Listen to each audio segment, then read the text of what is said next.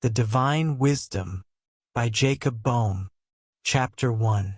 The God-Satan Universality.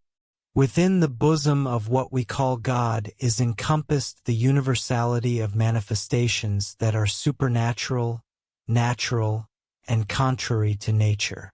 It is impossible and forbidden to apprehend God outside of nature. The nature of God is not visible. We speak of the invisible, of the impalpable, of everything that is above and beyond human feelings and senses.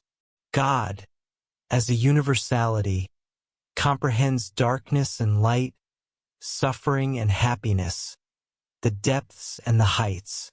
Now, since he manifested himself entirely in man, and the latter communicates with all the elements of divine action, the human being can, by scrutinizing himself to the very depths, descend into the abysses of suffering, which we call hell, elevate himself to the heights, which we call heaven, and penetrate the middle, the innermost center of his existence, which is truly called God. The Spirit existing alone, without anything external to it, without anything other than itself, is a spirit that transcends and precedes creation.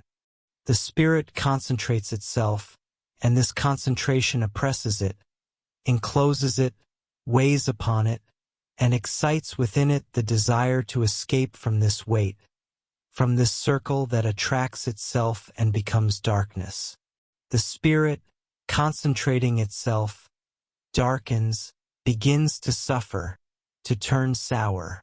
There is produced within the bosom of this incubation of the Spirit, which incubates itself, a tendency to emerge from the state of pressure, a movement that Boehme calls rotation, until the sting, the inner spark of the Spirit, the exteriorizing tendency, detained and drawn back upon itself, explodes into rays of flame and light. This flame is the exterior manifestation of the Spirit. It is the end, the goal, the extreme limit of nature. From this ray and this flame is born a light, a sweetness, a joy, a delight. There is born what we truly call God. In the first place, in the process of God's manifestation, there is infinite darkness and the chaotic clash of the infinity of elements which, by their concentration and pressure, produce a flame. In the second place, the flame which is the extreme term of what we call the nature of God. And, finally, the light which is truly God. Boehme always compares this body of divine manifestation to earthly lights, in which one sees a dark background.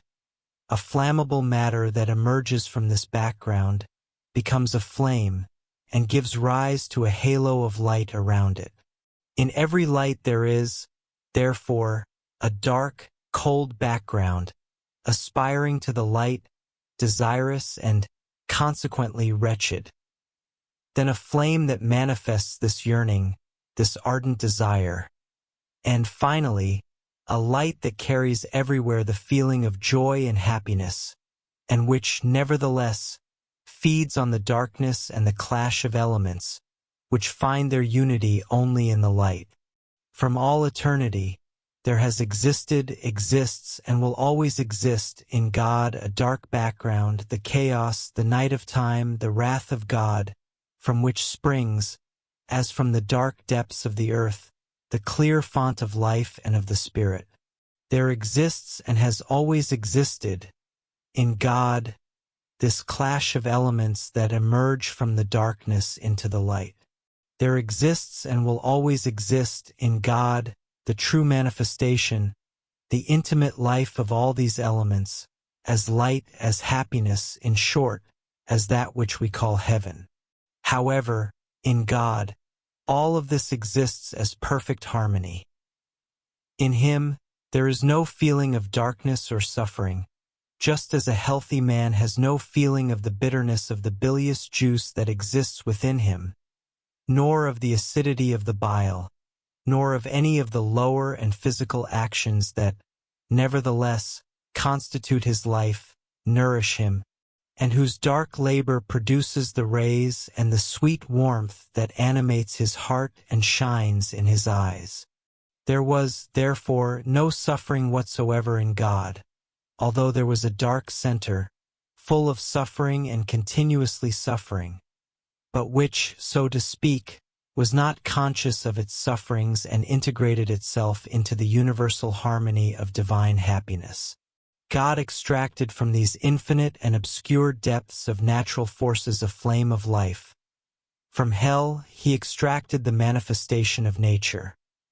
He drew, as one might say, from this infinite and universal bile, from these mysterious viscera and from this clash of inner juices, an organizing flame and a light conscious of its existence. Thus, God existed as an incomprehensible individuality, of which human individuality is the image and likeness. This existence manifested itself in creations, productions, and delights, similar to what occurs with a common human individuality. This is the history of the divine condition before the creation of the world and even before the fall of Lucifer, according to Boehme. In this divine condition, at every moment, at every infinitesimal fraction of a moment, there arose, from the dark infinity, an infinitude of tendencies, to which the central spirit gave reality. There arose, from the infinite specific qualities that became existence's individualities. There arose from this chaotic Vesuvius an infinity of breaths, fountains of gas which ignited and became rays. In short, from this universality, there arose a continuous and innumerable angelic creation, which is truly called God, for the intestines of man are not called man. Thus, too, the suffering, the desire, and the wrath that exist in the universality are not God and cannot be called God. Man is the extract, the flame, the light that emerges from his dark depths and his material body, and God is the existence that constitutes the home toward which all the dark forces of the universality of nature tend. This operation of which Boehme speaks is not successive. It is instantaneous and continuous. The qualities and forces that detach themselves from the dark nature continuously and at every moment become sparks and rays. However, if it can be said in this way, all of this takes place in the rays, outside both the dark spiritual nature and the material and visible nature. Boehme, based on his illuminations, affirms that each of these sparks, upon exiting the eternal darkness and elevating itself, by an easy and natural tendency, to the state of flame, already formed a strong individuality, an angel or archangel, distinct, divine individualities, citizens of the kingdom. Now, one of these individualities being an integral part of the divinity and consequently possessing a free will, upon reaching the state of flame at the apogee of its strength, did not wish to elevate itself to the sweet light. Such an individuality had, for the first time, a will contrary to the universality of creation. It wished to elevate its dark center and become itself the center of creation. This is what Boehme calls the fall of the archangel and the beginning of material and visible creation. According to him, all the sparks and all the rays that came out of the darkness, which the ancient pagans, like Hesiod, called the seeds of creation, entered into the general harmony and merged with the eternal light. However, as spiritual individuality, one of the most powerful, in the state of its strength, wished only to exercise this strength, becoming the strength par excellence, becoming the ardor, the brazier, not deigning to rise to the light. It was this spirit, the first to have consciousness of its strength without submitting it to the necessities of the universality, like the Prometheus of Aeschylus, who became Satan, an enemy of the universality. To constitute himself as an independent individuality, he cast dark rays in all directions and inflamed all the forces of the dark nature.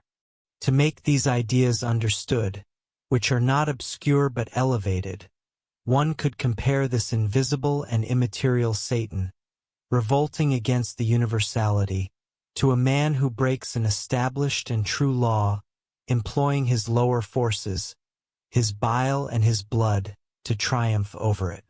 From that moment, says Boehme, the harmony of the divine nature was broken. The forces that emerged from the center of this satanic spirit disrupted that which he calls divine nature, that is, the dark universality of the seed forces of creation. Satan called them into existence before the time fixed by eternal wisdom. Thereby he called into action immature spirits and altered forces, accelerated and interrupted the true generation, and caused, so to speak, divine nature to abort.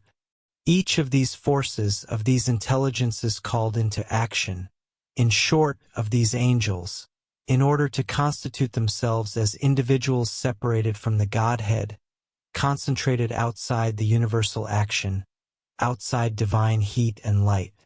In this way, the essences or seed forces were abruptly called from the uncreated darkness, becoming altered forces separated from unity. They entered into movements of individual rotation and separated from one another, taking particular forms and thus producing what we call the visible world. This world is, according to Boehme, the result of an abnormal action, of a revolt, nevertheless maintaining a continuous tendency to return to unity. This material world is, therefore, a fleeting existence, which also subsists through the continuous efforts of the spirit contrary to universality. Satan, what, in the bosom of universality, was a tendency toward concentration and, under the rays of divine unity, became constancy and produced throne angels, after the universal disturbances, produced rocks and stones. The movement that, from the center of dark nature, impelled toward action and was meant to produce angels, produced, in the altered nature, poisons and deleterious influences. The forces of nature, transgressing the movement of tone, of sound, and of harmony, became lightning and thunder. As a consequence of this, within the emanations of divine and creative nature, forces that were previously paradisiacal were corrupted into malevolent, murderous beings, ultimately into the devil, the son of Satan. God, as light, suffered in no way from this. The retrograde spirit that refused to ascend to him and stubbornly sought to dominate the light through fire and heat, to dominate love through force, returned to the abyss of darkness, where the forces, the seed of creation, are found, and there it continues to act, without affecting the luminous nature of God. It returned to the furnace that produces the flame and the universal light. However, unlike the primitive forces stemming from darkness and painful pressures, which progressed regularly toward the light, and therefore did not suffer, Satan's retrograde spirit, having fallen into the primitive state by its own will, suffers upon seeing itself in a situation from which it could and should have escaped.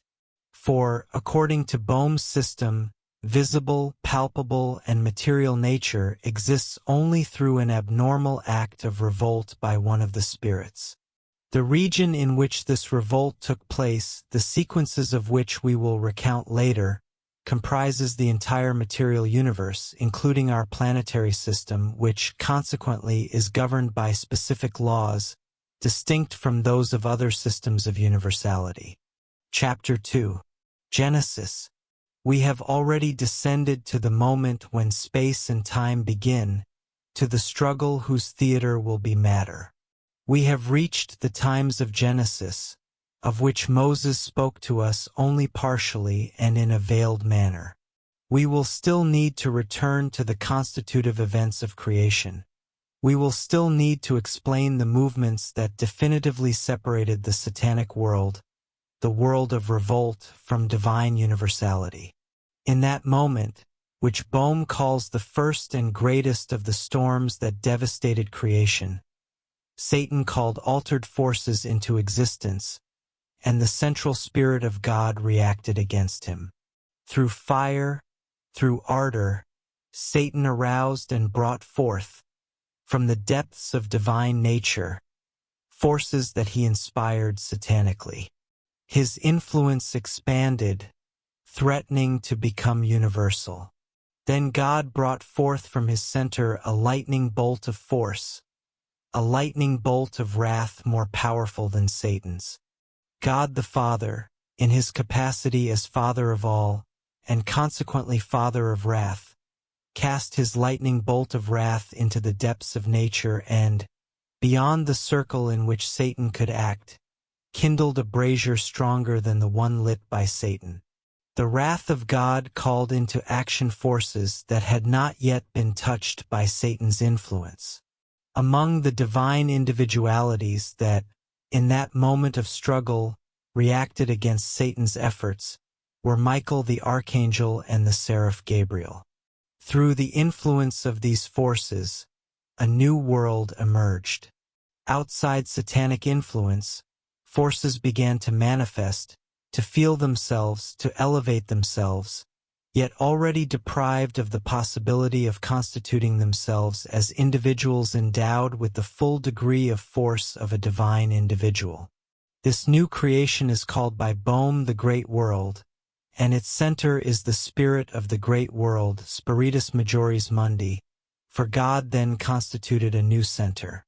The center of visible nature, the center of the current world. God the Father called the forces of the new creation to a regular existence, endowed with its own governmental center. Before the great revolt and the great storm, God only created spiritual individualities which had two centers, one in the creative force of the Father and another in the light of the Son. There were, therefore, two centers, that of wrath, through which divine nature, immensity, chaos, the incomprehensible, the unapprehensible, came into existence, and that of light, through which all this chaos, the entire result of the clash of chaotic forces, reached a higher existence, light itself. This second center, luminous, loving, omnipotent, was properly called God. Now, after the storm of the revolt, God the Father brought forth a third center, in which the two divine natures could act, that of wrath and that of light. The center of this third existence, a reflection of the two higher existences, is what we call the Son. God, having evoked new forces, outside Satan's influence, much inferior to those that had emerged at the time of the divine creations, gave them a center of influence and action. He created the Son for them. From the moment these new forces began to act, there occurred what the book of Genesis calls the separation of light and darkness. In the harmony of universal being, darkness manifested light, forming the background of light, just as cold constituted the background of heat, and bitterness the base of the sweet element. But after the abuse by the spirit of evil, it was necessary, in order to strip it of its creative and consequently universal force, to separate these two centers. Thus, all the spiritual forces that came into existence after Satan's revolt were already separated in two, incapable of producing unitary creations. For example, the spirit of fire found its disordered action immediately halted by the spirit of water, its corresponding half. The spirit of movement, of bitterness, or, as Boehme says, the bitter or mercurial spirit, found resistance in the spirit of weight, etc. In short, the spirits that manifested after the Great Revolt no longer possessed the integrity, the unity, and consequently the power similar to that of the God of unity. This evocation of new forces or powers, which had their own center, halted the propagation of the satanic spirit. This immense existence, which we call material nature, in the bosom of which we live, was generated before the creation of man to halt the progress of evil. The forces that, in divine nature, produced movement and resistance, began to produce, respectively, lightning and the stone of the lower material creation, which is therefore inaccessible to the Satanic spirit. To explain such concepts in common terms, let us take as an example the revolt of a great chief, and Boehme always calls Satan the great prince, against the central power, which, in order to halt the rebellion, summons the people and institutes another chief, a new center of action which is not subjected to the revolting leaders, but to the central force. The new forces called into existence found their material center in the sun. In this lower material creation, the divine forces manifested themselves. As unity in the sun, as concentration in Saturn, as a force of expansion in Mars, as sweetness in Jupiter, as love and humility in Venus, as corporeality in the Moon, and as a force of movement in Mercury. Separated from unity due to the revolt of the spirit which should have served as their link to this unity, these forces necessarily tended to unite with both the force of concentration and the force of expansion, since they already found themselves divided.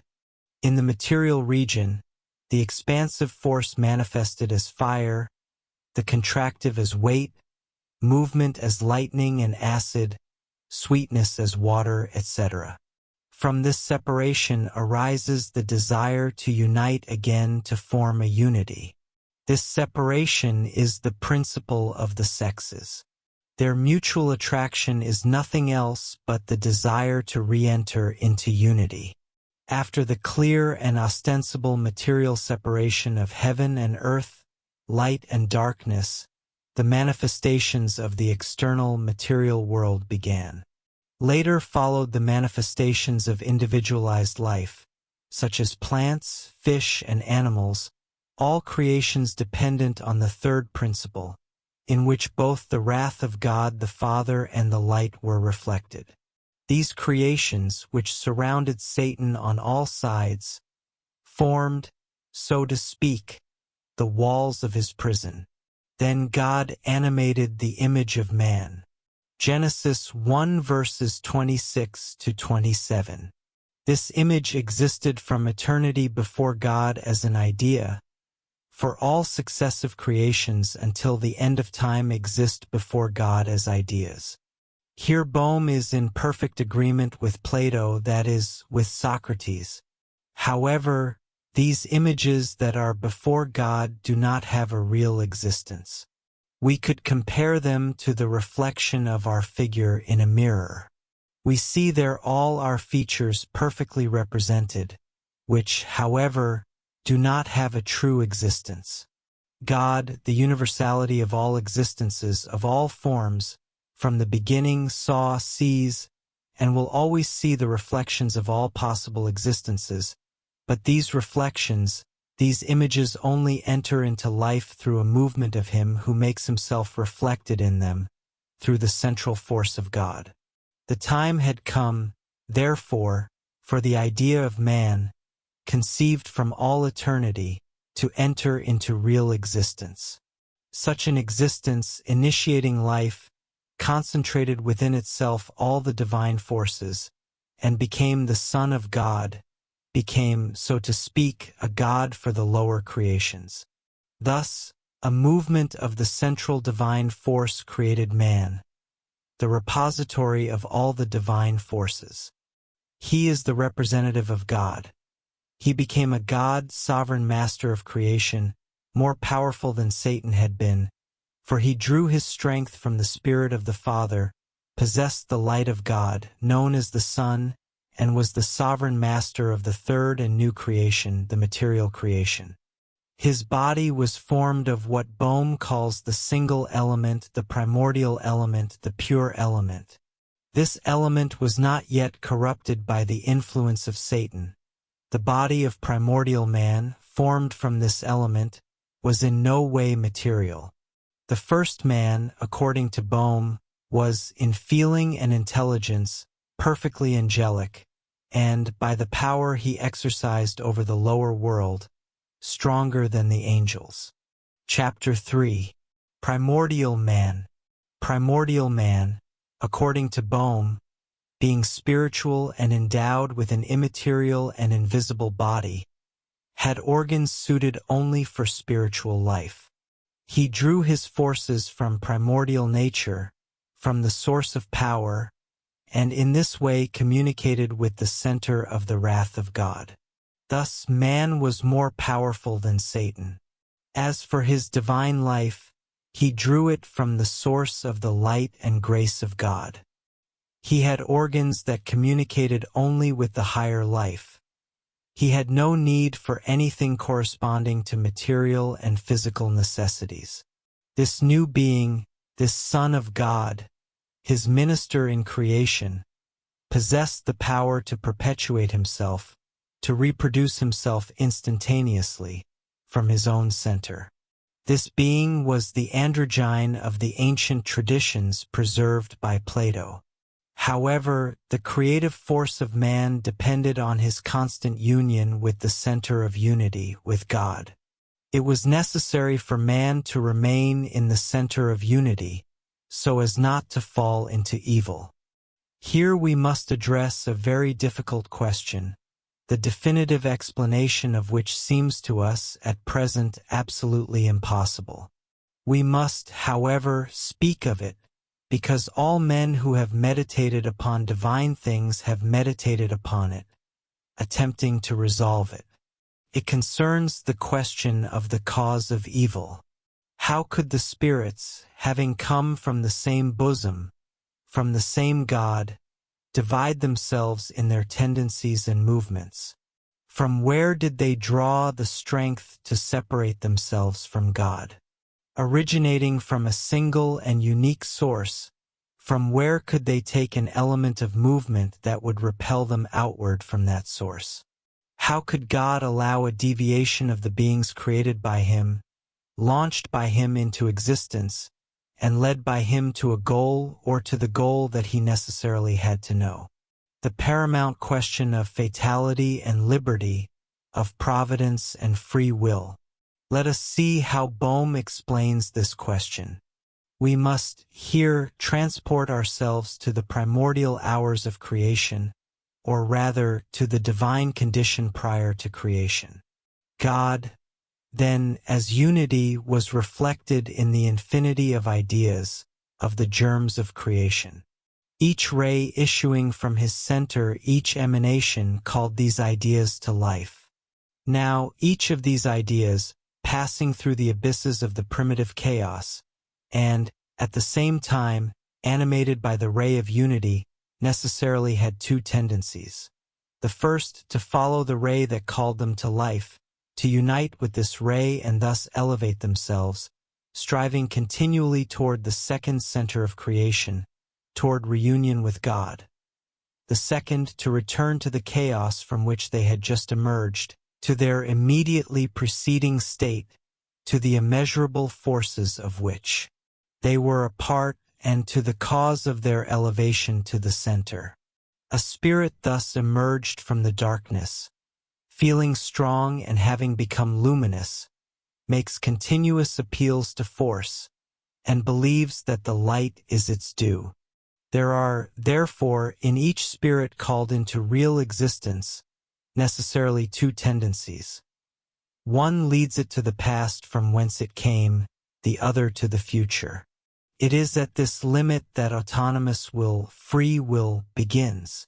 In the words of Boehme, it is at this moment that the new birth occurs, the moment when a spirit arrives at consciousness of itself.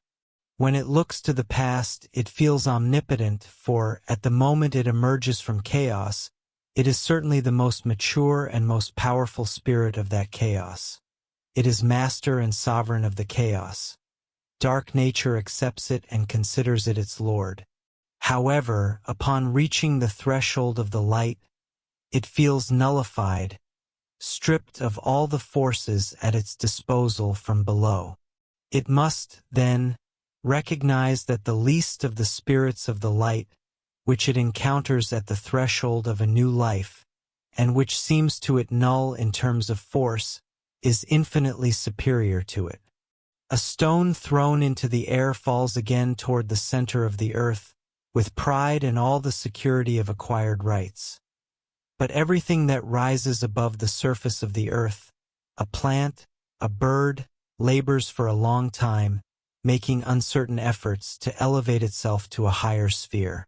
Human individuality, until then unknown in creation, once established as an existence, participating in the nature of the spirits, and master of this new principle newly emerged from chaos, the material world, external nature, linking itself by its force to the wrath of God, the hells elevating itself to the light, the love of God, and sovereign of the sun and the planets, became the object of temptations, of the assaults of Satan and of inferior existences and forces of visible and created nature.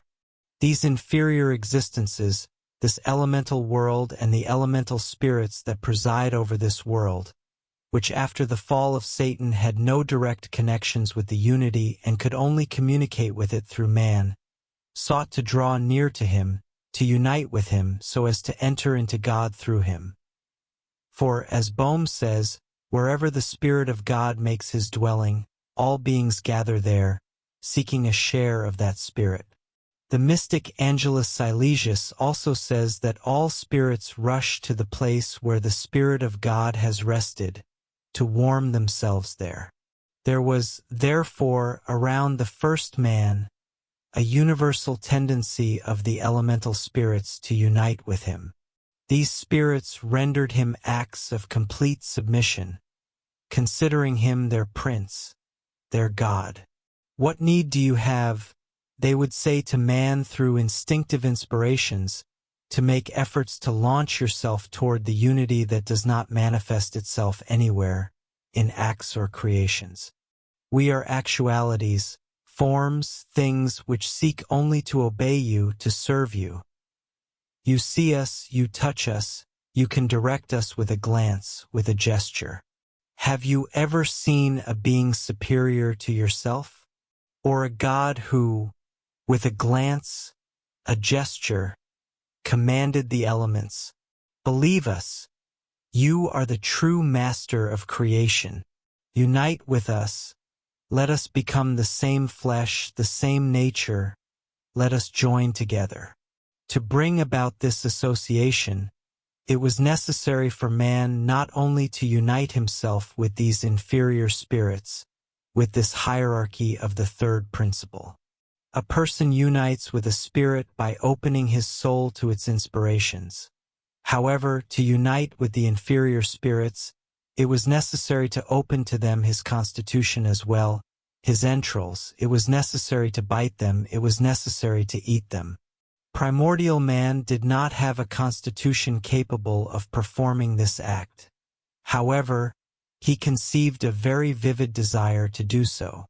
To explain this desire in an ordinary manner, we might imagine a young man who wished to gather around himself a society of vile and criminal men, but lacked the means to do so. It was through this desire, contrary to the divine will, that primordial man lost his continuous communication with God. It was then that he fell asleep, that is, fell under the influence of the inferior forces. Then God caused a deep sleep to fall upon the man, and he slept. Genesis 2 verse 21. From this sleep, he awoke already as an individual partially belonging to the visible nature, to the inferior spirits, associated with them, but not yet their slave. From this sleep he awoke enveloped in a terrestrial body, partially subjected to physical nature, the third principle. Finally, from being the sovereign master of the spirits of physical nature, man became their agent. Chapter 4. The state of creation after the fall of man and the necessity of a new restorative force. Having become an agent of an entire hierarchy of inferior spirits, primordial man, if left to his own action, would necessarily have produced monstrosities, since he possessed the creative force and had placed himself at the service of altered forces. God prevented man from treading this path. He divided his central force, separating him in two. His inferior instincts and his own ideal manifested themselves bodily in the idea of woman. The desire of man brought forth a new being, separated from man, which emerged as woman. After the sleep, after his intimate union with the third principle, the visible world, Adam awoke and found himself divided. In the new individuality, in the woman, he recognized a half of himself. He could only continue a real and creative existence with the help of this half. Thus, the woman had her matter, her corporeality, extracted not from the pure element, but from an element already influenced by the third principle. This element was under the dominion of the sun and the planetary system. However, the woman, thus formed, halted the spontaneous movement of man's will, making him feel once again the need to return to unity and to dominate, in a legitimate manner, the elemental world, which found its highest expression in the woman. Consequently, man could no longer create satanic beings, and once again had to create individuals endowed with a nature intermediate between the spiritual and the material worlds. In this way, the center of the material world restrained the evil that might have arisen from man's creative, though corrupted, force. In this new condition, how could humanity, the ideal of man, remake itself, reconstitute itself? If man had remained in the state he was in after the creation of woman, he would have stayed in a class intermediate between the angels and the animals, a pure and legitimate class according to nature, even though it no longer corresponded to the original idea of man as it existed in the Spirit of God. If this class had kept the law given by God, sought the sources of its life in God, and poured this life over the inferior creatures, it would have been able to ascend again, laboriously, to the center from which it had fallen. However, for this to happen, it was necessary that man not listen to the insinuations and counsels of the inferior world, that he not eat the fruit of the earth, the fruit of the tree of the knowledge of good and evil. In this knowledge resided divine omnipotence. Not that God was jealous. He saw that fallen man would certainly abuse it, for this knowledge, when it is not elevated to the center of light, can only produce inferior creations, evil, satanic creations. The spiritual individualities that fell before Adam possessed the mystery of the science of good and evil, and imagined that this mystery was sufficient for them to create and, consequently, to put themselves in the place of God. When they saw, through the brilliance of a visible creation full of actuality, their scientific insufficiency, they turned to man, in whom they saw the creative force of which they had been deprived. After his fall, primordial man having been divided, the spirit of evil turned to the half of man that was closer to inferior nature, which was the manifestation of man's sensitive instincts. It turned to the woman. In the counsel of the woman, man heard the voice of nature already individualized, now expressed in words.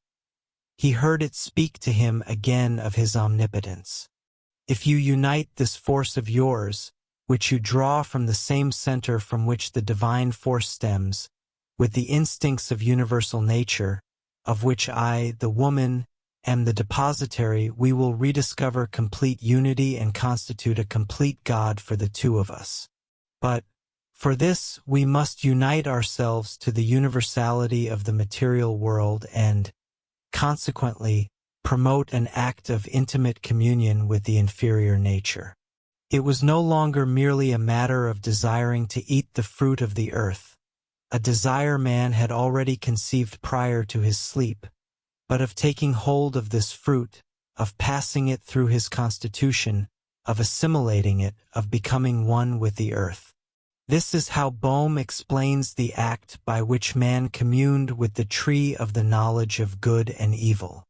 After man's intimate union with the visible world, which was influenced by evil, his condition became worse than that of the animals.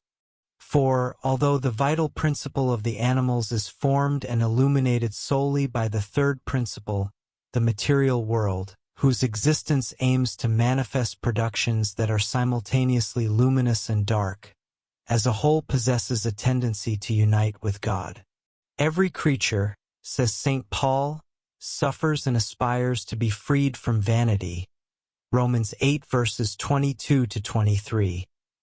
For this reason, all creatures of the visible world converge toward man, hoping to find in him their complement, their God. However, after man severed his direct communications with the celestial world, the divine spark he brings to earth no longer has the power to reanimate them through rays coming from on high. Furthermore, this spark, enveloped by a mass of inferior spirits that attract it in order to warm themselves by it, can only weaken and diminish. Thus, the outer world, the sun and the planets, bows down before every man who comes into the world and places itself at his service, always waiting to find its God in him, just as humanity awaits its Messiah. It provides every child with all the gifts at its disposal: nervous and muscular forces, knowledge and science. And, as long as the spark from above shines within this man, it serves him as its sovereign. However, once the spark is weakened, the spirit of the outer world abandons its favorite and seeks its support in another. It withdraws from the man it had favored his sanguine and bilious forces, his brute strength, and then the use of his senses and knowledge, his astral force, and the favored man falls into despondency and misery. He dies. Unlike animals, which, upon dying, subsist only as forms, shadows without substance, the divine spark present in man, his soul remains in the supernatural world. This is because, after his fall, although his body and his material existence, which are fleeting, belong predominantly to the third principle, he still holds within himself the first principle, the divine spark, his soul, which is eternal. If, during life, his spark has not re-established communication with the light, when, at death, this third principle is taken from him, he will be naked before the darkness and incapable of fighting the shadowy forces, and he will enter into chaos once again, retaining, however, the memory of his paradisiacal state. Thus, after his fall, the spirit of man became the plaything of evil spirits. He felt like a lost and suffering soul. For every being suffers only when it finds itself beneath its constitutive law. The chaotic and dark components of creation suffer only when they reach the limit of the light and, being in a position to freely appropriate portions of the light, reject this light, this grace. Satan only began to suffer at the moment of his rebellion. Man began to suffer from the moment of his fall, and he could only escape this suffering by defeating Satan and re-entering his constitutive law. After his fall, the forces he needed for this battle could only be drawn from outer nature, the third principle. He had to gather all the elements of this nature around him, preserve it from the assaults of evil, and form with it a fortress, a new body. However, by submitting to inferior spirits, he no longer had the power to dominate it, to direct it. Thus, after his departure from the outer world, his death, he necessarily had to become a slave to evil, to Satan. This situation of fallen man provoked a new manifestation of divine mercy. Emerging from the center of the light, a ray that had never communicated with the material world pierced through the dark layers in which man was enclosed and penetrated his soul. It brought him a new warmth, the seeds of a new strength, the hope of forgiveness, of a return to God. This ray never ceased to illuminate the souls of the first elect of humanity. From afar, it prepared a pure atmosphere within souls, reviving their what Boehme calls the single element, the paradisiacal ether, paradise.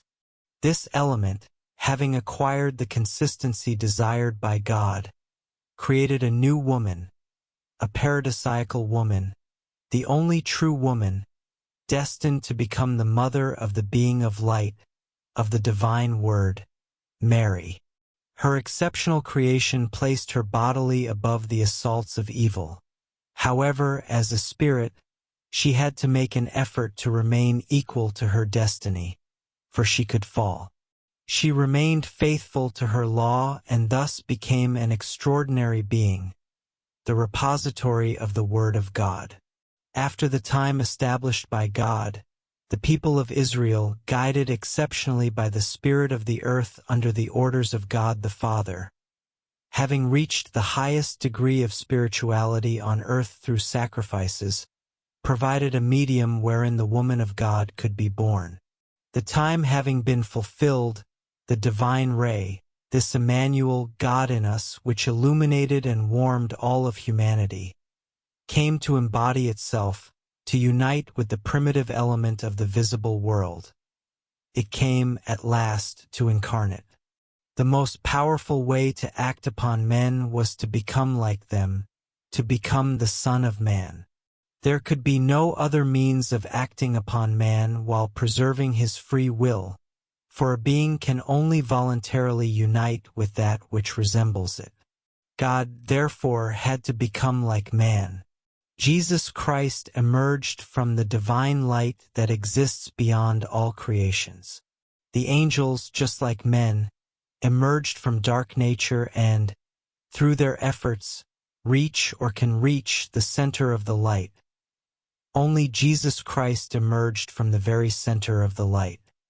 He descended voluntarily into the abysses wherein the human soul resides, appropriated the elements amidst which it struggled, and formed for himself, within the third principle, a body that was to, by spiritualizing itself, resemble the one which, according to God's primordial thought, man was meant to possess.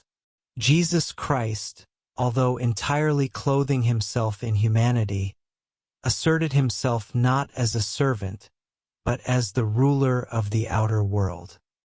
He retained throughout his life the angelic spirit and feeling, and made them act, through an omnipotent body, upon outer nature. He spiritualized this body to the point of being able to descend into the satanic abysses without letting himself be confined, thus proving the omnipotence of man over all of creation.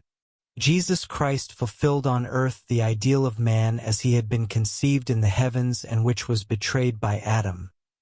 He even elevated it to a new power, leaving to the children of Adam the means to escape the abyss into which they had fallen, but with the possibility of rising higher than Adam was in paradise, of ascending all the way to heaven. It is not only by his teaching, by the law given to man, and by the history of his deeds that Jesus Christ helps humanity. It is also through the emanations of a living force that he imparted to nature when descending to its center, through signs that appeared not in dreams and visions, but in the gestures of the God-man, and through the breath emerging no longer from invisible nature, but from the human chest of the God-man, that Jesus Christ communicated and communicates himself to his disciples. He presented them with the model of life and communicated to them at the same time the strength to imitate it. The Path of Illumination. 3 treatises. Chapter 5. On the Supersensual Life. We preach the mysterious and secret wisdom of God, which he predetermined before time existed, for our glory. A wisdom that no authority of this world knew, for had they known it, they would not have crucified the Lord of glory. It is as it is written, things that eyes have not seen, nor ears heard, nor the human heart imagined. Isaiah 64 verse 4. Such are the blessings that God has prepared for those who love him. However, he revealed them to us by his Spirit, because the Spirit penetrates all things, even the depths of God. For who knows the things that are in man except the spirit of the man that is within him? So also the things of God. No one knows them except the Spirit of God. Now we have not received the spirit of the world, but rather the Spirit who is from God, who makes known to us the graces he has freely given us, and which we speak in a language taught to us by the Spirit, not with words of human wisdom. The Spirit expresses spiritual things in spiritual terms. But the natural man does not receive the things of the Spirit of God, for to him they are like madness, nor can he know them, because they must be spiritually discerned.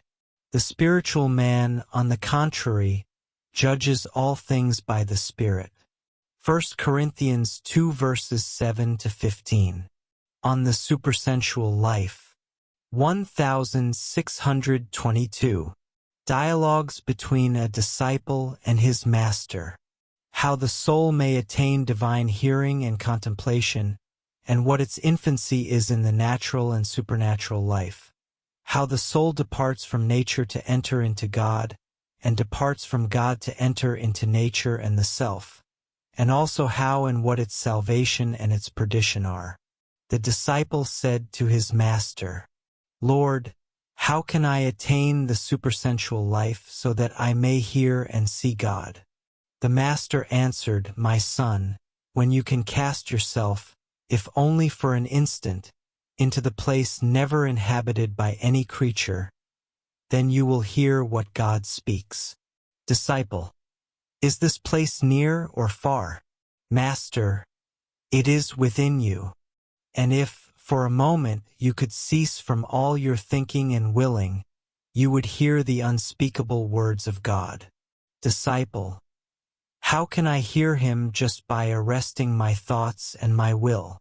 Master, when you arrest the thinking and willing of your selfhood, when both your intellect and your will are calm and passive before the impressions of the eternal Word and Spirit, when your soul soars above temporality and the outward senses, and your imagination is captured by holy abstraction, then eternal hearing, seeing, and speaking will be revealed within you.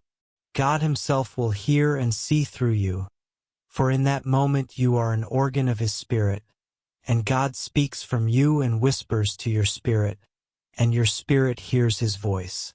Blessed are you if you can halt your thoughts and your will, and the wheel of your imagination and of your senses, for thus you will finally be able to see the great salvation of God, becoming capable of all kinds of divine sensations and heavenly communications.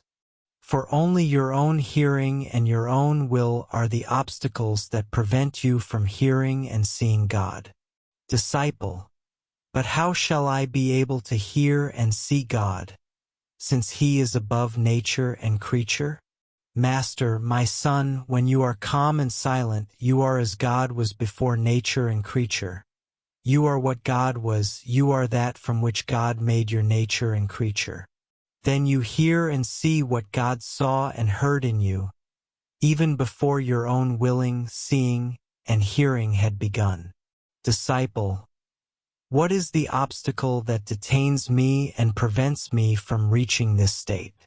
Master, truly, nothing but your own will, hearing, and seeing prevents you from attaining this supersensual state from which you came, for you have fallen and wander adrift.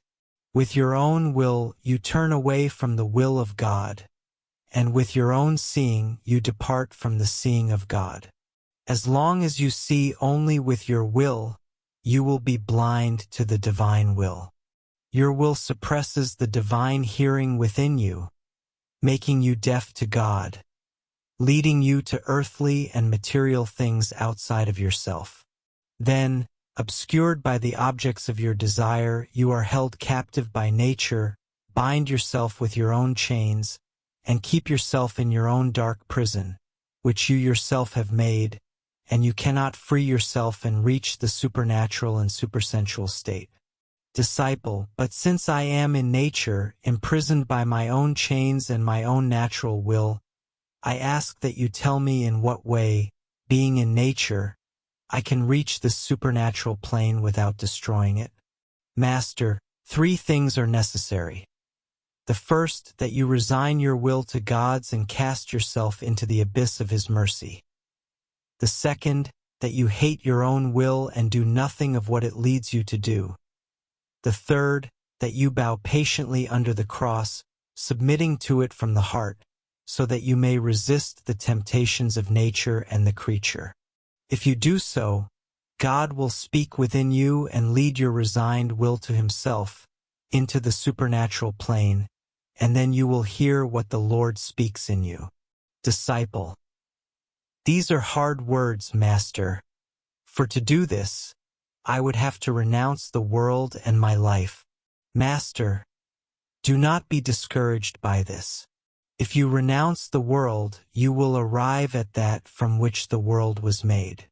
If you lose your life, you will find life in Him for whose sake you renounced it. Your life will be in God, from whom it came to enter your body. As your own power becomes weak and begins to die, the power of God will act in you and through you. Disciple. Nevertheless, since God created man in the natural life and for it, so that he might reign over all the creatures of the earth and be Lord of all things of this world, it does not seem absurd to desire to possess this world and its things. Master, if, by means of your will and your dominion, you reign over all creatures only outwardly, this is something bestial, and you exercise only an imaginary and fleeting dominion. But if your inclination is to truly possess and reign over all things of this world, you must follow another path. Disciple, what must I do to reach such sovereignty? Master, you must learn to distinguish between the real and what is merely an image of it, between such sovereignty that is essential and is located on the inner plane or nature, and that which is imaginary, which is located in an outward form or likeness, between what is properly angelic and what is merely bestial. If you govern over the creatures only outwardly, and not from the inner plane of your renewed nature, which is the correct way, your will and rulership will be bestial at best. It will be an imaginary and transitory dominion, lacking all that is essential and permanent. Exercising an outward dominion over the creatures, you lose the essence and the reality, leaving only the image and the shadow of your first and original dominion. However, if you are wise and follow the correct path, your investiture will be given to you by the Supreme Lord, and you will be able to recover your original dominion. For if your will and your dominion have a bestial manner, you also introduce your desire into a bestial essence, are infected and imprisoned by it, and obtain an inferior nature and condition of life. But if you detach yourself from your bestial and fierce nature, and abandon the imaginary life and its low condition, you reach the superimagination and the intellectual life, a state of life that is above images, figures, and shadows, and you rule all creatures from the foundation out of which they were and are created, there being nothing on earth that can cause you harm, for you are equal to all things and there is nothing that is different from you. Disciple, O Master, I beseech you to teach me the quickest way to reach this state. Master, with all my heart, think upon the words of our Lord Jesus Christ. Unless you are converted and become like little children, you will not enter the kingdom of heaven. Matthew 18 verse 3. There is no shorter way than this, nor can a better way be found. Truly, Jesus tells you that unless you transform yourself and become like a little child, depending on Him for all things, you will not see the kingdom of God. Do this, and nothing will be able to cause you harm, for you will be a friend to all things that exist, since you will depend on their author and source, and by such dependence and by the union of your will with his will, you will become like him. But observe what I still have to say and do not be troubled by it, even if at first it may be difficult for you to conceive it. Do you want access to this and all the complete audiobooks on the channel, plus the ebook version? Click the link in the description or scan the QR code in the left corner of the screen to access our library, where you can listen to your favorite esoteric books without ad interruptions, lock your screen, or use other apps while the narration plays, and even download the ebook version to follow along as you listen. Listen on your computer via web browser, or download the app from the Play Store. After subscribing, you will receive an email with your login details, password, and step-by-step instructions on how to access the books through the Hotmart app.